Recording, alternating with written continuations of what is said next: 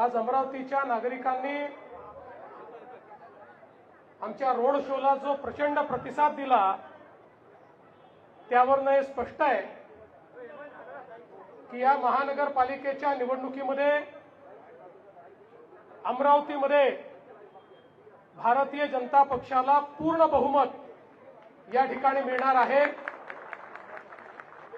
5 वर्ष अमरावती महानगरपालिका भारतीय जनता पक्षाकडे होती। त्या काळामध्ये अनेक योजना या क्षेत्रामध्ये भारतीय जनता पक्षाच्या माध्यमातून झाल्या।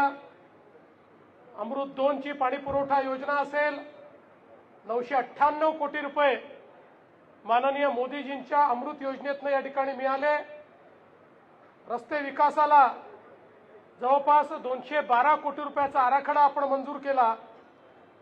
आणि एवढंच नाही तर दक्षिण एशियातील सर्वात मोठी विमान प्रशिक्षण संस्था ही देखील अमरावतीमध्ये लवकरच सुरू होते आहे। त्याचं बांधकाम अंतिम टप्प्यामध्ये आहे।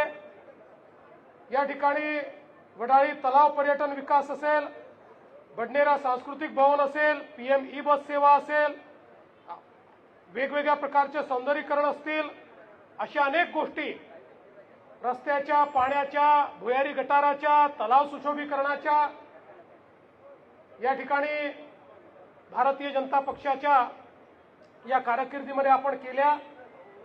अमरावतीला टेक्सटाईल पार्कच्या माध्यमातून रोजगाराची मोठी संधी मिळवून दिली आणि आता माननीय प्रधानमंत्र्यांनी पीएम टेक्सटाईल पार्क देखील अमरावतीला दिल्यामुळे पुढच्या काळामध्ये लाखो लोकांना या ठिकाणी रोजगार प्राप्त होणार आहे आणि त्या दृष्टीने देखील अमरावती आता सज्ज होत आहे। पुढच्या काळात अनेक कार्यक्रम आम्ही हातामध्ये घेतले आहेत। पर्यावरणपूरक वाहतूक धोरण असेल, ज्यात डिव्हायडर असेल, सुशोभीकरणाचं पार्किंग असेल, सुलभ शौचालय असतील, स्मार्ट आणि इंटेलिजंट वाहतूक प्रणाली असेल, भुयारी गटार योजनेचा अजून एक टप्पा 256 कोटीचा, अंबा नाला पुनरुज्जीवन 100 कोटी रुपये, असे अनेक कामं हे आता हातामध्ये आम्ही घेतो आणि त्यातनं मोठ्या प्रमाणात आपण काम करणार आहोत।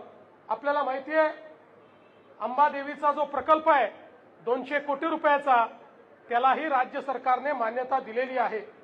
छत्री तलाव पर्यटन असेल, वडाळीचा दुसरा टप्पा असेल, अशा अनेक गोष्टी या आपण या ठिकाणी हातामध्ये घेतलेल्या आहेत आणि मला विश्वास आहे पुढच्या काळामध्ये या अमरावतीला एक अत्यंत महत्त्वाचं शहर म्हणून विकसित करण्याकरता आम्ही कटिबद्ध आहोत।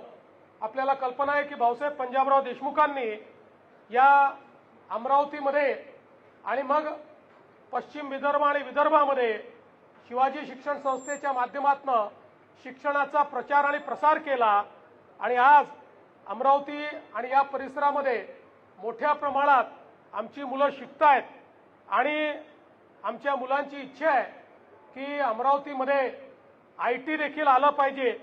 त्याही दृष्टीनं पुढच्या काळामध्ये आम्ही विशेष प्रयत्न करून या ठिकाणी आयटीच्या संदर्भातली गुंतवणूक आली पाहिजे अशा प्रकारचा प्रयत्न आम्ही करणार आहोत।